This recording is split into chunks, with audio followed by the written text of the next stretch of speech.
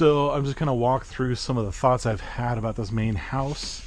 This is, as if you've been watching my videos, you know this is like the main thing I'm thinking about that motivated my decision to make a tiny house to live in before I could even start on this major stuff. Before I was living in this house, I had a somewhat finished room in there, and that's where I was staying. But I got to this point where I really have to figure out how to solve that sagging ceiling right there and right here. And I have all my stuff for my garage in here, so that's why I got it. That's why I'm getting a shipping container to get this stuff out of there. That shipping container will be a living space later too. I'm going crazy with the living spaces because that's what I love now. So, but one of the ideas I've had with this sagging ceiling is to do what I did in the garage living space.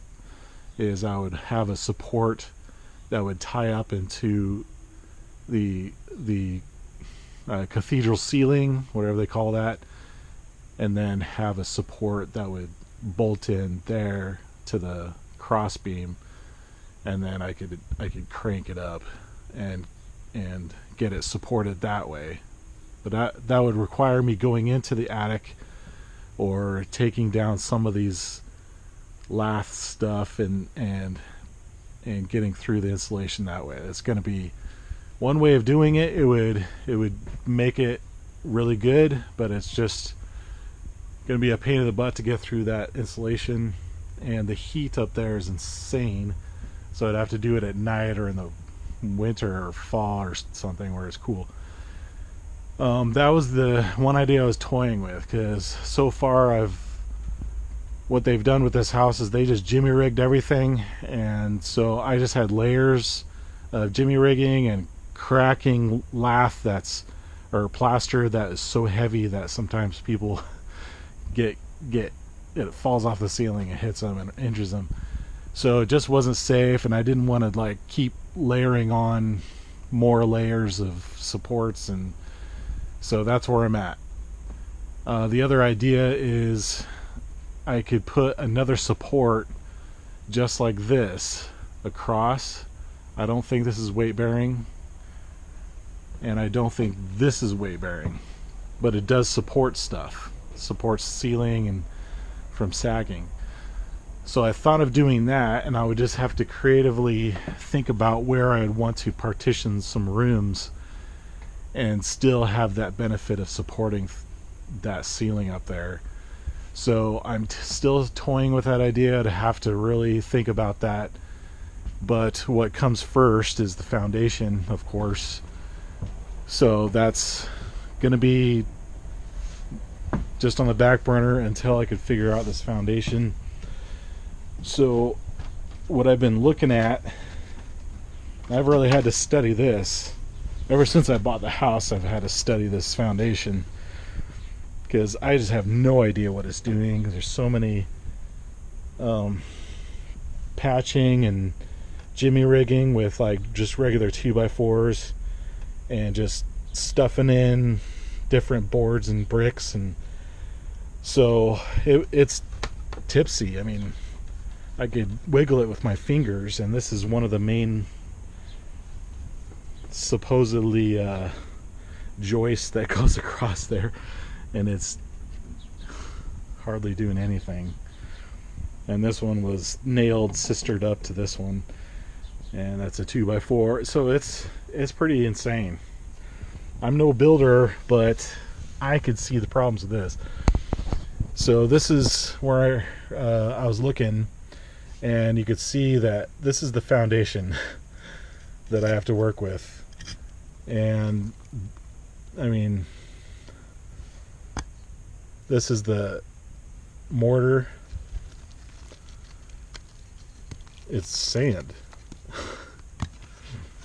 basically now. So I mean, the good thing is it's not going to be hard to get out of there. It's just a matter of what am I going to do to replace it.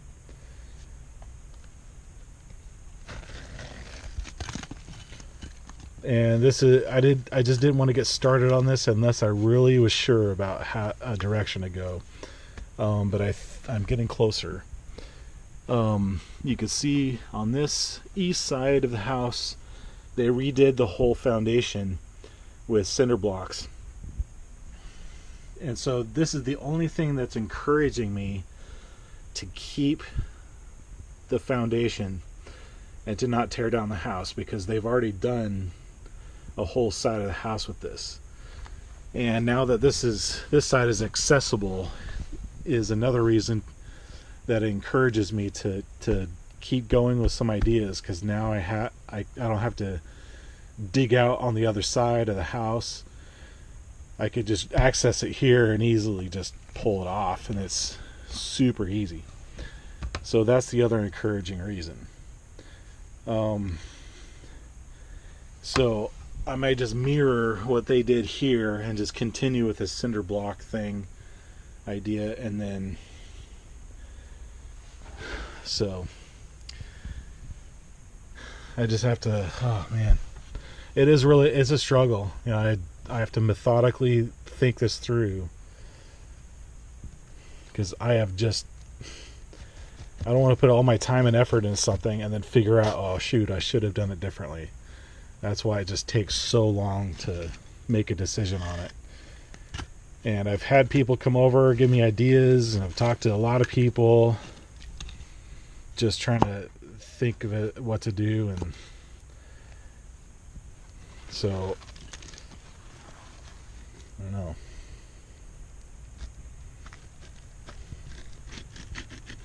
It's so amazing.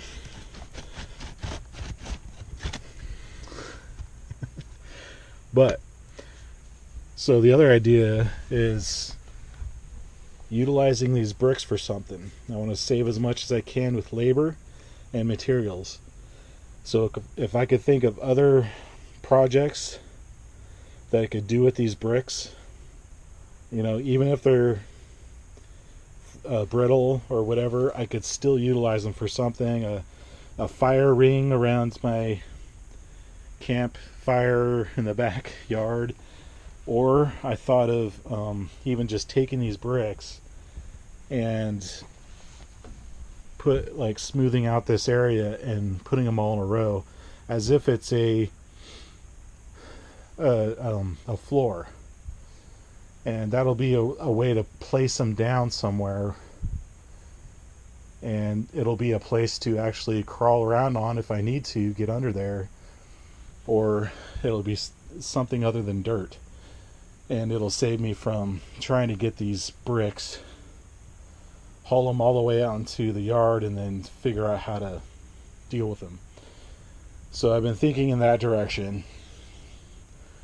And while the floor is open, my other idea was I might as well put like a hatch or something so I could get under the floor from the inside and have a cool storage area or something. I don't know.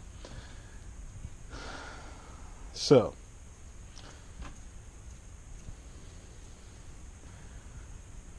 that's all I could think of right now, but I at least wanted to show this and just kind of talk it through, because you might learn something just from looking at it, or get some ideas for your own projects.